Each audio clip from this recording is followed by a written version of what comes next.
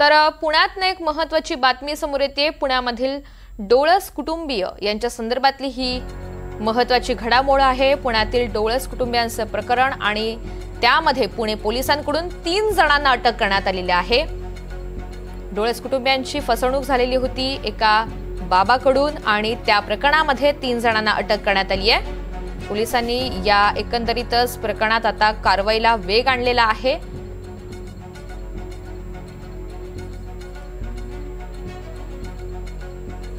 तर भोंदूबाबा दीपक खडकेसह वेदिका पंढरपूरकर आणि कुणाल पंढरपूरकर यांना गुन्हे शाखेनं अटक केली आहे। पुणे पोलिसांच्या गुन्हे शाखेनं नाशिकमधून या तिघांना अटक केल्याचं समजतंय।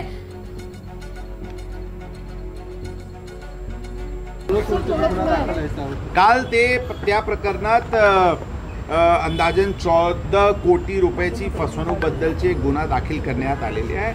आज क्राईम ब्रांचची पथकनी काल रात्री आज सकाळी नाशिकवरून 3 आरोपी यांना ताब्यात घेतलेले आहे। ते आरोपी यांना इथे आणण्यात येत आहे। त्यांचे इंटरोगेशन आणि पुढील कारवाई ईओडब्ल्यू कडून होणार आहे। तपास ते पण ईओडब्ल्यू